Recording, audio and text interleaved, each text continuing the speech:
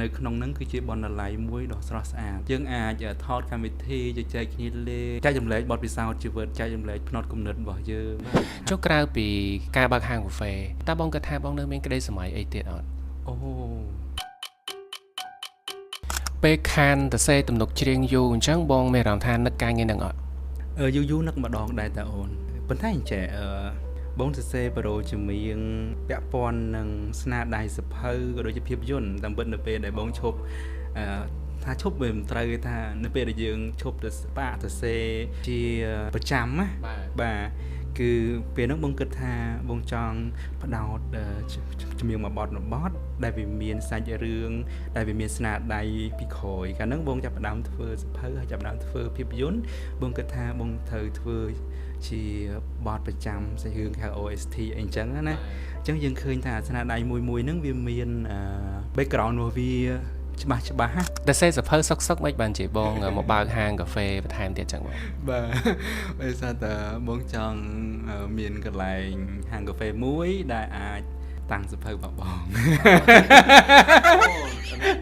សាមាកេធីងបាទយកសាមាកេធីងធ្វើអ្នកនិពន្ធយូរទៅយើងបែកគំនិតរស់ស៊ីនិយាយមែនតើកាលបងសរសេរជំនាញនៅព្រឹត្តិកម្មហងមាសព្រឹត្តិកម្មហងមាសគឺជាព្រឹត្តិកម្ម commercial ដល់ពេលអញ្ចឹងបងរៀនចេះអំពី marketing អំពីការធ្វើទីផ្សារពីខាងគាត់ច្រើនមែនតើហើយអញ្ចឹងបែកគំនិតខ្លាយជាអ្នករស់ស៊ី businessman ម្នាក់នៅហាងកាហ្វេអនុស្សាវរីយ៍មានអារម្មណ៍ថាអត់ដូចហាងកាហ្វេផ្សេងទៀតទេក្រៅពីការញ៉ាំកាហ្វេក៏មានការផ្សារភ្ជាប់ជាមួយនឹងការអានសៀវភៅដែរបងយល់ឃើញបែបណាដែលបង្កើតនៅកន្លែងដែលវាថា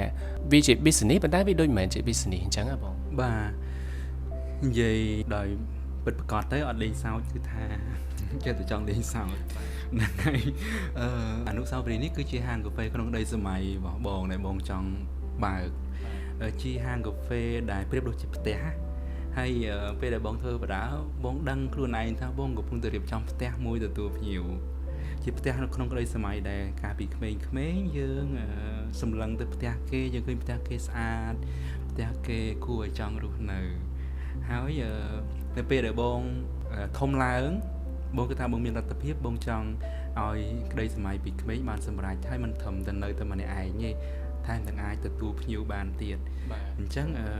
លើកហ្នឹងគឺយើងបើកហាងកាហ្វេបែបដូចជាមានអារម្មណ៍ដូចនៅផ្ទះប៉ុន្តែជាផ្ទះរបស់អ្នកអានដែលមានបណ្ណាល័យហើយមិនត្រឹមតែជាអ្នកអានធម្មតាទេគាត់ជាអ្នកនិពន្ធទៀតដែលមិត្តអ្នកអានរបស់គាត់អាចមកជួបគាត់បានហ្នឹងហើយបងស្រឡាញ់បងស្រឡាញ់របៀបហាងកាហ្វេទូចមានបណ្ណាល័យហើយមានអារម្មណ៍បែបរបៀបគេធ្វើរបស់របរ homemade ឬក៏ការចែករំលែកគេហៅភាពស្និទ្ធស្នាលរវាងអ្នកលក់ហើយនិងអ្នកទិញណាហ្នឹងហើយអញ្ចឹងអាក្តីសម័យទាំងអស់ហ្នឹងក៏ប្រមូលចងក្រងមកកើតទៅជាអនុស្សាវរីយ៍កាហ្វេនេះពេលនេះបាទបងថាហាងកាហ្វេនេះវាប្រៀបដូចជាកន្លែងមួយដែលជាហាងកាហ្វេក្នុងក្តីសម័យរបស់បងចុះក្រៅពីការបើកហាងកាហ្វេតើបងគិតថាបងនៅមានក្តីសម័យអីទៀតអត់អូបងដឹងឥឡូវហ្នឹងដែរបងចង់ធ្វើជាអ្នកចំការបាទប្រហែលជាអត់ធ្វើដល់ស្រែទេប្រហែលជាស្រែបងអត់សូវមានបទពិសោធន៍ប៉ុន្តែបងចូលចិត្តធ្វើត្រឹមចំការដែលយើងដាំច្បារដំណាំប៉ុន្តែមិនធ្វើលក់អីណាធ្វើចំការបែបលក្ខណៈគ្រួសារហើយយើងអត់ចាំបាច់ពិបាកទៅផ្សារទិញអាហារយកមកញ៉ាំឯងបងចង់ឲ្យជុំវិញផ្ទះរបស់បងហ្នឹងគឺមានដំណាំមានផ្លែឈើអីដែលយើងអាចទទួលទានជាប្រចាំបានហើយបងចង់ឲ្យជីវិតបងហ្នឹងផ្សារភ្ជាប់ជាមួយនឹងសកម្មភាពអស់ហ្នឹងបើនេះតែយើងបានហាត់ប្រាណដោយមិនទៅជីមហើយយើងបានផ្សារភ្ជាប់ខ្លួនឯងទៅធម្មជាតិដូចជាយើងបានប៉ះដីយើងបាននៅក្រោមថ្ងៃក្រោមខ្យល់ក្រោមព្យុះក្រោមភ្លៀងអញ្ចឹងនៅពេលដែល